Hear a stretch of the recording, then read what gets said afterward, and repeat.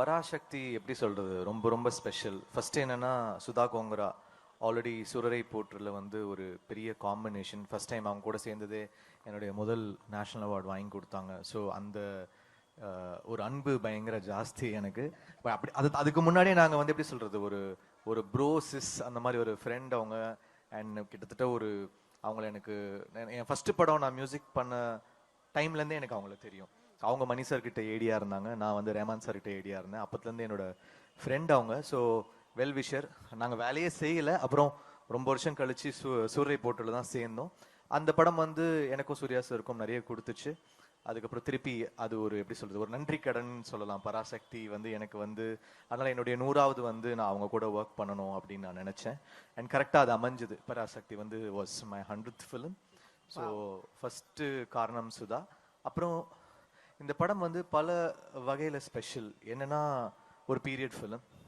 அதுக்கப்புறம் வந்து ஒரு ஸோ மியூசிக்காக 60s உடைய அந்த எசன்ஸை வந்து கொண்டு வரும்.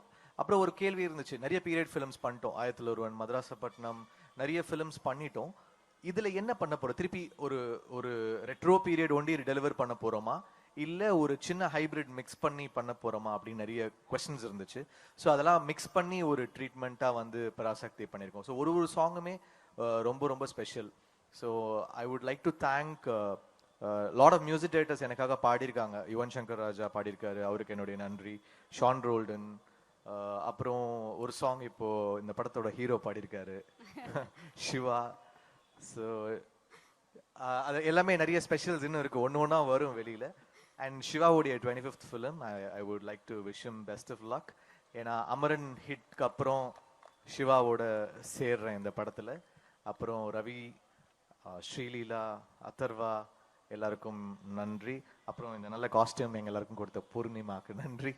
இதுல ஒரு பெரிய ட்ராமா இருக்கும், ஒரு ஒரு இன்டென்ஸ் ட்ராமா இருக்கும், ஒரு ஒரு பீரியட் ஃபீல் இருக்கும், ஒரு பெரிய ஒரு ஒரு மூமெண்ட்டே வந்து ஒரு படத்துல கேப்சர் பண்ண ட்ரை பண்ணியிருக்காங்க. இது எல்லாமே நம்ம வந்து இசையா கொண்டு வந்து சேர்க்க ட்ரை பண்ணியிருக்கோம். ஒரு பெரிய முயற்சி பராசக்தின்றது. It is so much of hard work. அது வந்து ஒரு சாதாரண ஒரு ஃபிலிமா தாண்டி எல்லாருடைய ஒரு பயங்கரமான ஹார்ட் ஒர்க் இருக்கு. அது எல்லா டிபார்ட்மெண்ட்ல இருந்தும் எல்லார்கிட்ட இருந்தும், இந்த படத்தோட டிசைனராக இருக்கட்டும், எல்லாருமே பயங்கரமாக ஒர்க் பண்ணியிருக்கோம். அது வந்து படத்தில் தெரியும். I hope it pays up for all of as.